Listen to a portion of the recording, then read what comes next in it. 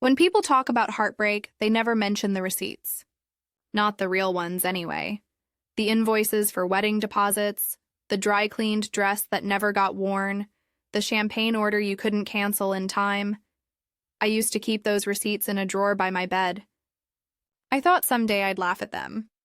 But at the time, they felt like tombstones, proof that love, at least mine, had an itemized cost. It started the night Ethan proposed. He did it on a rooftop. Twinkle lights, champagne, the city spread out below us like a promise. I said yes before he even finished the question. We'd been together 3 years. He was charming, driven, the kind of man who always had a plan. Or so I thought. We spent months planning the wedding. A sleek, modern event in Charleston, nothing too lavish, but elegant enough to feel timeless. At least that's what I told myself every time he hesitated signing another check. Then one evening in February, he asked me to meet him at a cafe near his office. He looked exhausted, eyes dark, tie loosened, coffee untouched. Something felt off, Ethan? I asked, what's wrong? He sighed, rubbed his temples, and said the 6 words that changed everything. You're just too expensive to love. At first I laughed. I thought he was joking. But he didn't smile. What does that even mean? I asked, my voice shaking. He looked away. You've always wanted more. The nice dinners, the good wine, the spa weekends. You don't mean to, but you make me feel like I'm never enough. I blinked, trying to make sense of it. Ethan, we split everything. I've paid for half this wedding myself, he nodded. I know, but it's not just about money, Claire. It's your lifestyle. The way you think. My lifestyle. He said it like a diagnosis. That night, he returned the ring to his pocket and walked out before I could reply. 2 days later, I saw the photos. Him at dinner with a woman I didn't recognize. Her name was Kayla. Her bio said, simple girl, simple dreams. I guess I wasn't simple enough. For weeks, I couldn't eat. Couldn't sleep. Everywhere I went, I saw reminders. The florist calling about centerpieces, the boutique holding my dress, the deposit emails I couldn't bear to cancel. My mother said, "At least you found out before the wedding." But that wasn't comfort. That was accounting. I didn't care about the money. I cared about the message. He didn't just leave me. He priced me. The night everything cracked open, I was sitting on my kitchen floor surrounded by refund receipts and unpaid bills. I'd stopped crying. My face hurt too much to try again. On the table sat my sketchbook, the one I hadn't opened since college. I used to design handbags back then, dreaming of starting my own brand. But after getting engaged, I shelved it. Ethan said it was cute, but unrealistic. Something in me shifted that night. Maybe it was anger. Maybe it was clarity. Either way, I opened that sketchbook again. The first design was called Closure. It was a sleek, structured purse with gold accents, clean, unapologetic lines. I worked until dawn, sketching ideas, researching suppliers, and emailing contacts I hadn't spoken to in years. I didn't have a business plan. I didn't even have a name. But I had pain, and pain, when shaped right, can be a luxury. By the time spring arrived, I'd liquidated the last of my wedding funds and registered an LLC under my initials, CL Atelier. The first prototype arrived in April. When I unboxed it, I cried. Not because it was perfect, but because it was mine. The leather smelled like freedom. Meanwhile, Ethan and Kayla's engagement photos started circulating. Matching white outfits. Rustic barn. The caption read, "Love doesn't need luxury. It needs honesty." I almost choked on my coffee. Honesty? He'd once lied about being too busy for dinner while shopping for her ring. But I didn't post, didn't comment, didn't text. Instead, I took that quote and printed it, in delicate script, inside the packaging of every handbag I sold. A private joke disguised as branding. The orders started slow. Friends first, then friends of friends. By summer, an influencer tagged one of my designs, the Closure bag, in a viral post. Suddenly, my inbox flooded. Department stores reached out. A buyer from New York wanted a meeting. And just like that, CL Atelier was real. I hired 2 assistants. Then 5. We moved into a shared workspace with high ceilings and terrible coffee. But every time I walked through those doors, I felt alive because I wasn't too expensive. I was worth investing in. Then came the headline that changed everything. Local designers' bags featured in lush hotels. Summer campaign. The luxury chain had ordered 200 units of my limited collection for their international honeymoon packages. It was my first major partnership, and when I saw the list of participating couples, you guessed it. Ethan and Kayla Miller, complimentary luxury stay Maldives. For a moment, I froze. Then I laughed. Not the bitter kind. The kind that comes when the universe writes irony better than you ever could. They were about to honeymoon on a trip sponsored by my company. Every photo they took would have my initials in the corner of the ad CL Atelier, redefining modern luxury. That night, I didn't celebrate. I sat in silence, a glass of wine in my hand, looking at the city lights outside my apartment. It wasn't about revenge anymore. It was about reclamation. Ethan once said love shouldn't come with a price tag. Maybe he was right. But respect. That's something you earn. When I closed my laptop that night, I whispered to myself, I wasn't too expensive. You were just too cheap. And for the first time in months, I slept peacefully. People say time heals. But time doesn't heal humiliation. It just polishes it until it gleams like armor. In the weeks after my company's first big campaign, I watched the world treat my ex-fiance's wedding like a fairy tale. The articles called them a couple who chose simplicity over show. I called it rebranding. Every photo of them was another headline. Minimalist bride marries corporate star. Love over luxury. Each caption was a knife dressed as a compliment, because I knew the subtext. They weren't celebrating love. They were mocking me. The high-maintenance ex-fiancé who wanted too much. I wasn't angry. I was awake. Every insult became fuel. Every comparison a challenge. While they planned their budget wedding, I was planning an empire.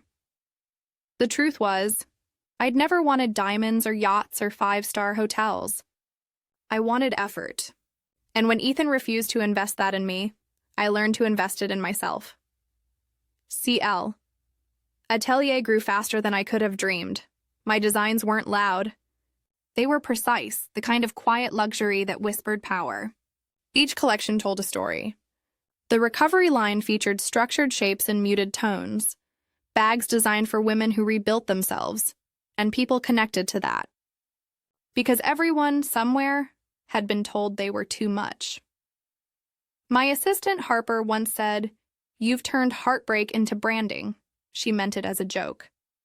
But she was right, I didn't sell handbags. I sold survivals in Italian leather. Then came the wedding day. No, I wasn't invited, but thanks to social media, I didn't need to be. Every photo felt staged for an audience of one. Me. The dress was plain, the venue rustic, the decor handmade. They looked happy, but there was something brittle about it. Like happiness rehearsed for the camera, and then I saw it. In one photo, Kayla held her clutch close to her body. I zoomed in, my heart stuttered. It was my design, not a copy. Not an imitation. A real CL Atelier bag. I called Harper immediately. Check our orders from the last 2 months, I said. 5 minutes later, she called back. Order placed by a K. Miller. Shipping address in Charleston. I nearly dropped my phone. My ex-fiance's bride had carried my bag down the aisle. The one he said I was too expensive to love, I didn't post. Didn't brag. Didn't even tell anyone outside my circle. But I printed that photo, her smiling with my bag in hand, and framed it in my office. Not as revenge. As a reminder, people always come back to quality. The next few months were chaos, in the best way. Our brand landed on the front page of Vogue Business. Celebrities began carrying our designs. We launched pop-up stores in New York, LA, and Paris. Every city smelled like fresh leather and second chances. At events, people asked me how I started. I always smiled and said, "A man once told me I was too expensive. So I decided to make luxury pay me back." They'd laugh. But I wasn't joking. Success, however, is a mirror. And sometimes it reflects the people you left behind. One afternoon, I received an email with the subject line, "Congratulations, it's been too long." It was from Ethan. I stared at the screen for a full minute before opening it. He wrote, "Saw your feature in Vogue. I'm proud of you. Maybe we could catch up sometime." Coffee on me, coffee. The same cafe where he'd ended things.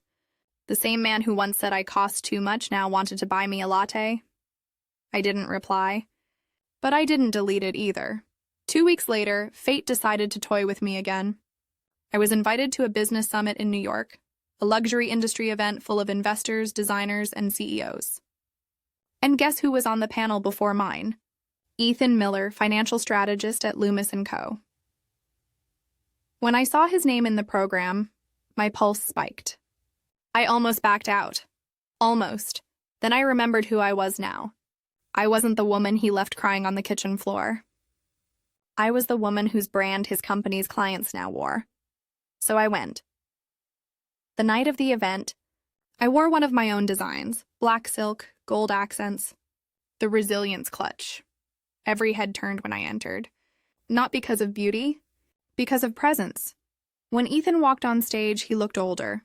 Tired, maybe. His voice was smooth, but there was something in his eyes that hadn't been there before. Regret, maybe. Or recognition. After his panel, we crossed paths in the lobby. For a moment, we just stared at each other. "Claire," he said, almost a whisper.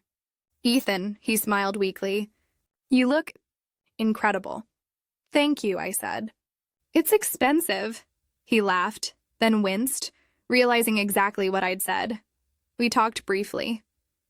He told me his firm had been struggling since a few major clients left. I told him my company was expanding internationally. Every sentence was polite, but charged. He kept glancing at my clutch, my name embossed in gold. Finally, he asked, "Do you ever think about us?" I looked at him, long enough to see the answer in his own face. He was remembering the woman he left. Not the one standing in front of him, so I smiled and said, "Sometimes. Usually when I'm pricing a new line." And then I walked away. That night, back in my hotel room, I poured a glass of champagne and opened my laptop. The inbox notification blinked. A new partnership proposal from Loomis & Co's Ethan's firm. They wanted to handle my brand's investment portfolio. They needed me? The same company that had once rejected my ambition now wanted my business. I didn't reply that night. I closed my laptop and stared out at the city lights, just like I did the night Ethan left me. But this time the view looked different, sharper, brighter, mine, because power doesn't always shout. Sometimes it smiles in silence while the world circles back to apologize. There's a certain silence that comes after success. Not peace exactly, but an awareness that the noise now works in your favor. When I saw the email from Loomis & Co's, I didn't respond right away. I read it 3 times. Then I let it sit there, like an unopened gift from someone who once forgot my birthday. They wanted to explore partnership opportunities, investment, portfolio management, global scaling. A corporate way of saying, "We need your business to survive." I almost laughed. Ethan had once told me I didn't understand how the real world worked. Now, the real world had spun full circle, and my signature could decide his firm's next quarter. For days, I didn't reply. Not because I was uncertain, because I wanted them to wait. Silence is expensive, and I had learned how to make people pay for it. That week, I flew to Paris to finalize our fall collection. Rebirth. It was my favorite line yet. Elegant, powerful, built around the idea that women don't start over, they rise through. While my team discussed fabrics and pricing, my phone kept buzzing with follow-up emails from Loomis. I ignored them all until the 4th one came. This time, it wasn't a generic message from their business manager. It was from Ethan himself. Claire, I understand if you'd rather not work with me directly, but I believe Loomis can help take CL Atelier to the next level. Would you consider a meeting? No pressure, just conversation. No pressure. The man who once pressured me to shrink now wanted my attention. I stared at that email for a long time. Part of me wanted to delete it. The other part, the one that still remembered that cafe breakup, wanted to look him in the eye while I held the power. So I said yes. But on my terms. The meeting was set for the following week at my office in New York. When Ethan arrived, he looked nervous, sharp suit, but his confidence had edges missing. Harper greeted him, offered him coffee, and led him into the glass-walled conference room. When I entered, he stood immediately. Claire, you look successful? I finished for him. He smiled, a little sheepish. I was going to say radiant. Both can be true, I said, taking my seat. We talked numbers. Loomis wanted to manage our upcoming expansion into Asia, offering capital and strategic support. It was a solid proposal, professional, polished, everything it needed to be. But I wasn't there for business alone. I wanted something money couldn't buy, acknowledgement. Why me, Ethan? I asked finally. He hesitated. Because you're exceptional. Your brand's a phenomenon. We believe in what you're building. That's flattering, I said. But you could have approached dozens of other designers. Why CL Atelier? He took a breath. Because you understand value. I almost laughed. Funny, I said softly.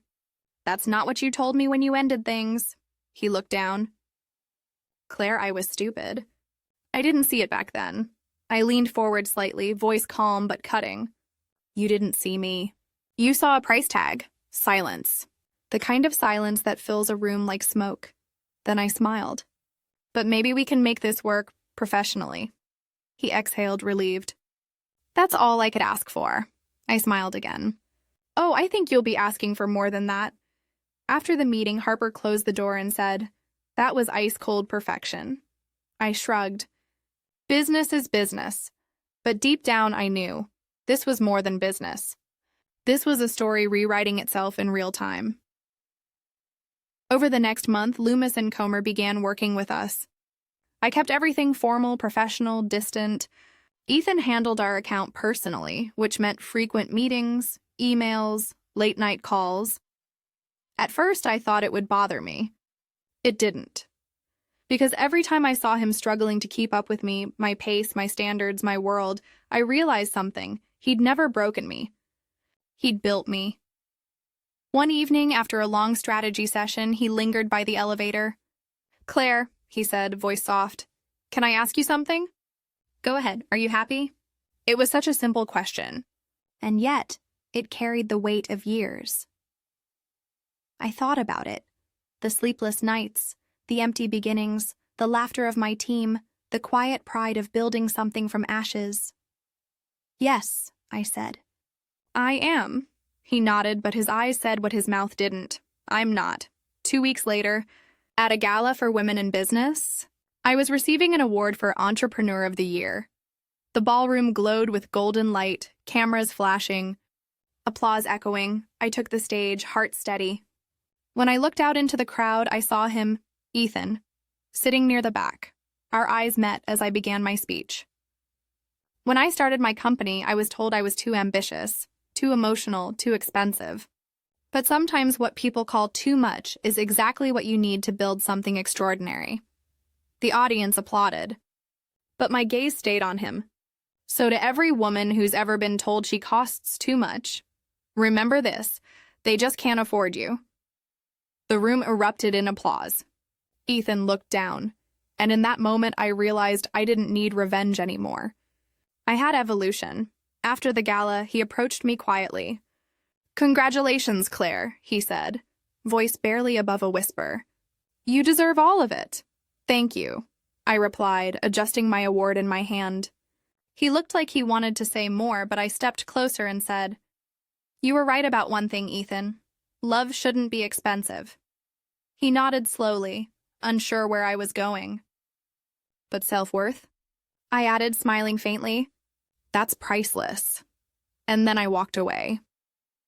That night, as I rode home in the back of a black car, New York glittering outside the window, I thought about how far I'd come. From crying on a kitchen floor to watching my name in gold letters on every billboard in Times Square, I whispered to myself, almost laughing, "Too expensive, huh?" The city lights blinked like applause, because now the price of underestimating me had gone up, permanently. Success doesn't shout. It hums, low, steady, confident, and lately my life had become a symphony. CL Atelier had just opened its third flagship store, Paris, Milan, and now New York. Every inch of the new space gleamed, white marble floors, gold accents, and my signature etched across the entrance glass like a declaration, Claire Lennox, Atelier. I walked those halls often, fingertips grazing the displays, watching women try on the handbags that once lived only in my sketchbook. Every smile I saw felt like reclaiming a piece of myself. But as I climbed higher, something unexpected happened. The air got quieter. Not lonely, just different. When you build everything from nothing, sometimes the silence of success feels heavier than the noise of failure. One morning, Harper walked into my office, phone in hand. Her tone was careful. Too careful. "Claire, you're going to want to see this." She handed me her screen. It was a financial report. Loomis and Coders, Ethan's firm, had suffered a massive client withdrawal. 3 major accounts gone. Stock plummeting. Analysts were calling it a slow-motion collapse. My first instinct was disbelief. My second? A strange, quiet calm. Ethan had once told me emotions had no place in business.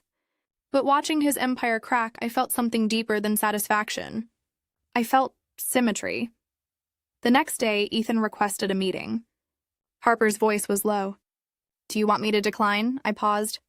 "No. Let him come." When he arrived, he looked different. Thinner, paler, the sheen of confidence replaced by exhaustion. The man who once measured worth in dollars now looked like he couldn't count his own hours of sleep. "Claire," he began, sitting across from me. "I won't waste your time." "Loomis is in trouble." I stayed quiet. He continued. "We lost several key investors. The board's panicking. But we believe a partnership with CL Atelier could stabilize our portfolio." There it was. Desperation. Neatly wrapped in professionalism. He slid a proposal across the table. New terms, better rates, more control in my favor.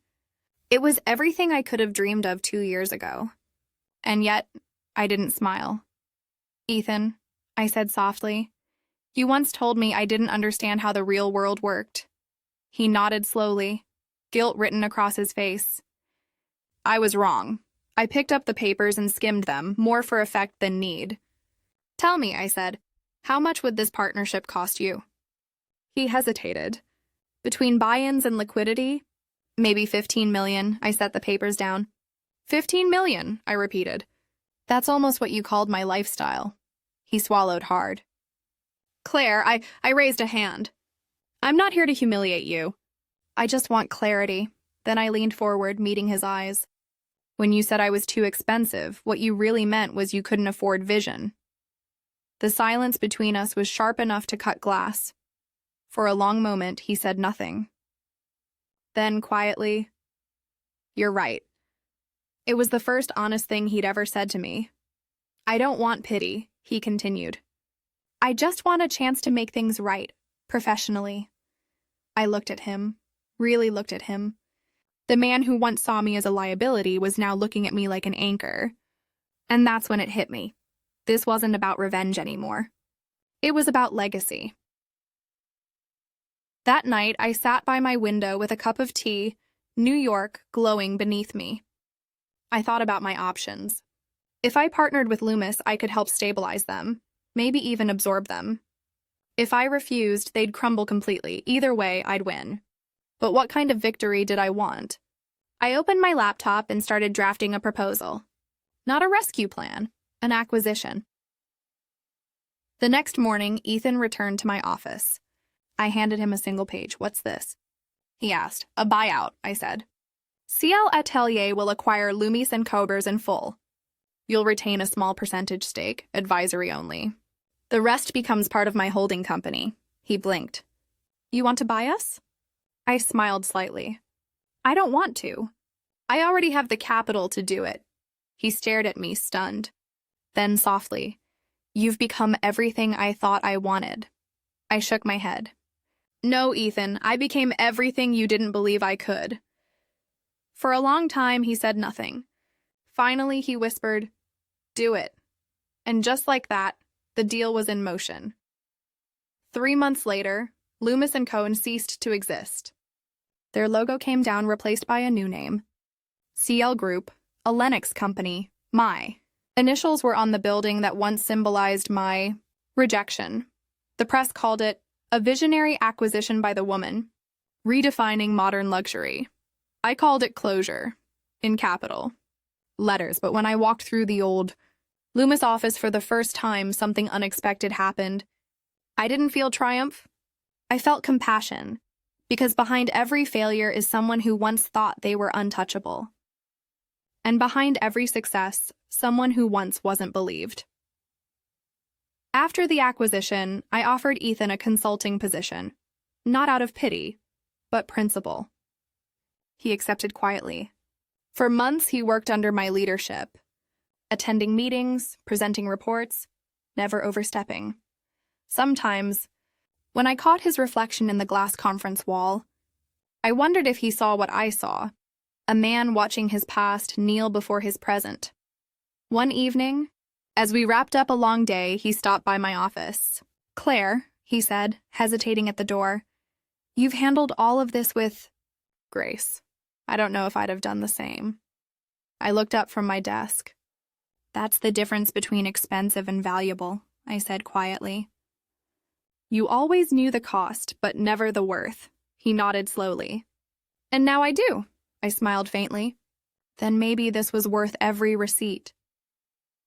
When he left, I turned off the lights and stood by the window again, the city glittering below. Everything I'd ever lost, I'd rebuilt. Everything I'd ever been called, I'd redefined, and somewhere deep down I realized he hadn't broken me by calling me too expensive. He'd priced me too low. Revenge doesn't always end with fire. Sometimes it ends in a quiet room with no audience, just two people and the truth between them. Months had passed since the acquisition. CL Group was thriving. The press couldn't stop calling, and investors wanted in before the next expansion wave. But even with everything running smoothly, there was a strange unease sitting under my success. A question that whispered in the quiet hours.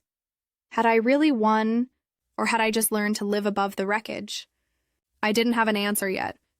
But one morning, the past decided to knock on my glass office door. "Claire?" Harper peeked in, her tone uncertain. "There's someone here to see you." "She says you know her," I frowned. "Who?" Harper hesitated. "Kayla Miller," I froze. "Ethan's wife. The woman I had seen in those wedding photos, wearing my bag, living the life I was supposed to have." For a moment, I considered saying I was busy. But curiosity, or maybe courage, made me nod. "Send her in." Kayla entered the room like someone walking into a museum. Cautious, polite, aware she didn't belong. She was smaller than I remembered from the photos, wearing a simple cream dress and no makeup except a faint gloss. "Hi," she said softly. "I hope this isn't weird." I gestured to the chair across from me. "Not at all." "Please sit." She smiled nervously, sitting down. For a moment, the silence between us hummed. "I've wanted to meet you for a long time," she began. "Not to apologize exactly.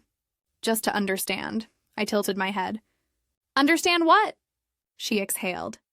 "What happened back then?" "Between you and Ethan," I gave a small, humorless smile. "You mean when he decided I was too expensive?" Her cheeks flushed. "Yes, he told me about that." I leaned back, studying her. She didn't look defensive, just tired. "I won't lie," she continued. "When we started dating, I believed him. I thought you were materialistic, high maintenance. That's what he said. I stayed quiet. But then, she said softly, I started living with him. That caught my attention. She laughed, not happily. Turns out he didn't like my simplicity either. He wanted someone who made him feel powerful.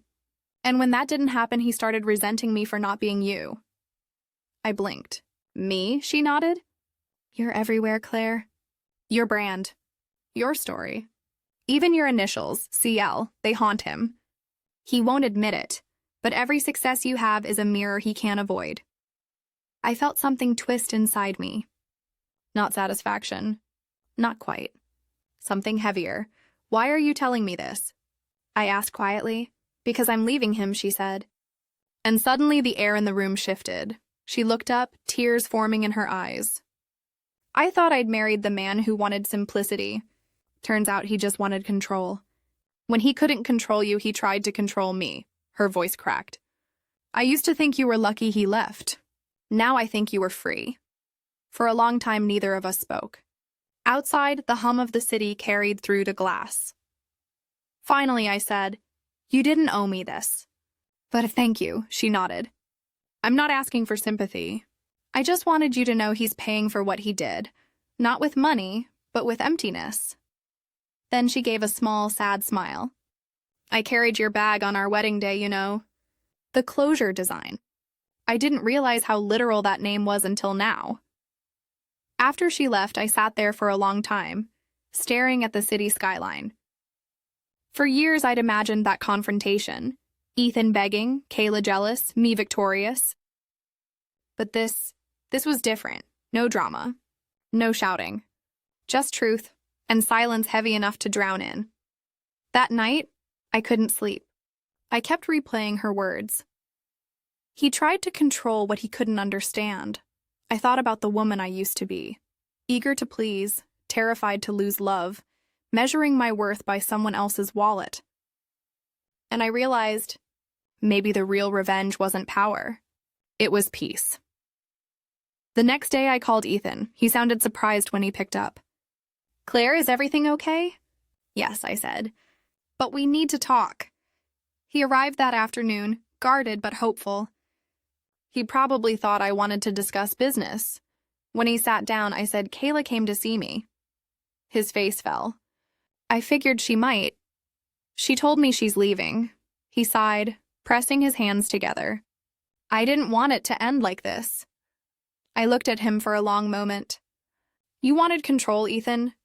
You got chaos instead. He didn't argue. Then I said something I hadn't planned. I forgive you, he looked up sharply. You what? I forgive you, I repeated. Not because you deserve it, but because I do. He stared at me, speechless. I continued. You were right about one thing. Love shouldn't be expensive.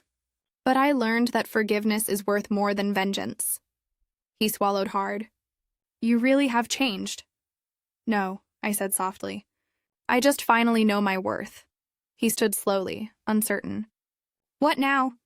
I smiled faintly. You go find out what it's like to live without control. And I'll keep building what you said was impossible. He nodded, eyes glistening. Goodbye, Claire. Goodbye, Ethan, and that was it. No grand speeches, no tears. Just closure. The real kind. That night, I walked through my showroom after hours, running my fingers along the newest collection. Each bag had a name that told a story. Healing, liberation, grace. When I reached the final one, a sleek minimalist design with gold trim, I smiled. Its name, Forgiven. The next day, I launched it with a simple message on social media. Forgiveness is the final luxury. It costs nothing, but changes everything. The post went viral overnight. Weeks later, at a gala in Paris, a journalist asked me, Claire, what's the secret to your success? I smiled and said, knowing what I'm worth and never billing love for it again. The crowd applauded. Cameras flashed, and I caught my reflection in the mirrored walls. Calm, complete, untouchable. For the first time, I didn't feel like I was proving anything. I was simply being, because the woman once called too expensive had finally learned the truth. She was never overpriced. The world was just underfunded. Success has a strange silence to it. It doesn't roar the way I imagined it would. It hums, steady, deep, alive, like a heartbeat you finally learn to trust. After the Paris Gala, things moved faster than I could process. CL Group became an international brand. Our fragrance line launched in Milan, our skincare branch in Seoul, and our minimalist couture line in New York sold out in 48 hours. Everywhere I went, people whispered the same name, mine. And yet, for the first time in my life, I wasn't chasing that echo. I was listening to something quieter, peace. One morning, my assistant Harper entered my office holding a thick envelope.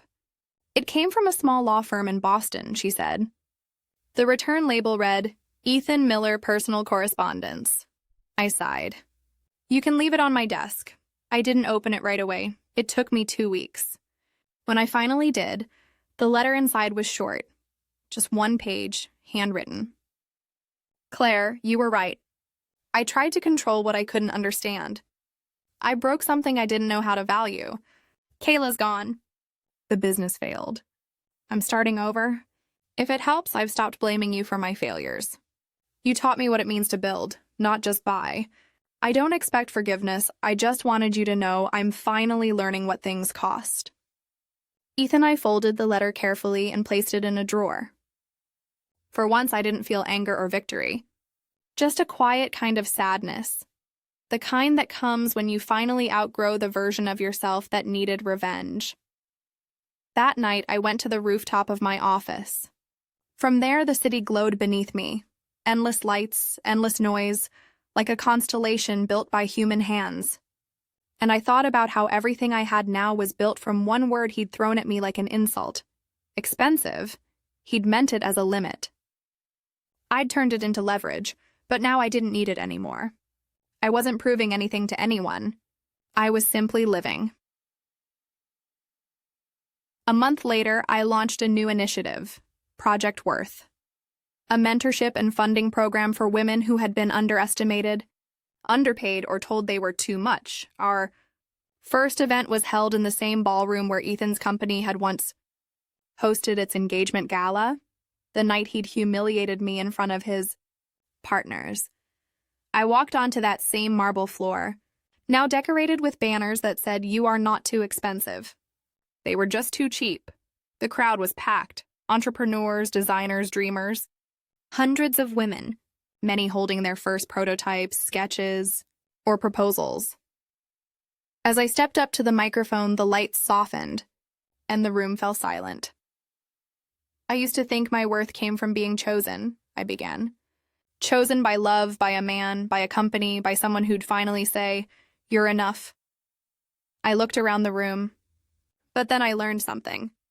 You can't be chosen by people who can't afford your spirit. Laughter and applause filled the air. But I wasn't joking. I built this brand because I refused to lower my price for people who didn't know the value of authenticity. And I built this project because no woman should ever have to. I paused, letting the words settle. Then I added softly, sometimes the most luxurious thing you can do is walk away.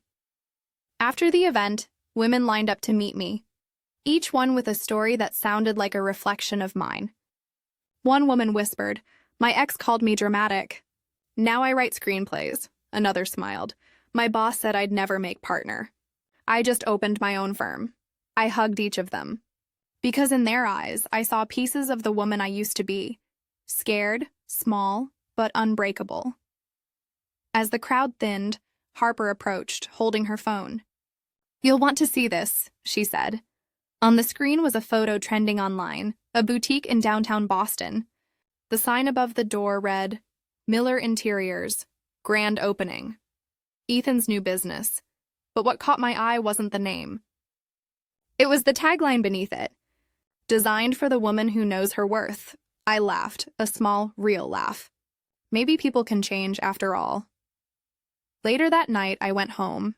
Not to a penthouse, not to a mansion. Just my quiet apartment overlooking the city. The same one I'd lived in during the early days before everything exploded. I made tea, curled up on the couch, and scrolled through old photos. Me and Ethan, me with sketches, me crying over unpaid invoices, and then me, smiling, alone, holding the first prototype of the closure bag. That was the moment everything changed. I whispered to that photo, "You did it." Not out of pride. Out of peace. Months later, Forbes Women featured me on the cover. The headline read, "From Rejected to Respected, the Woman Who Rebuilt Luxury."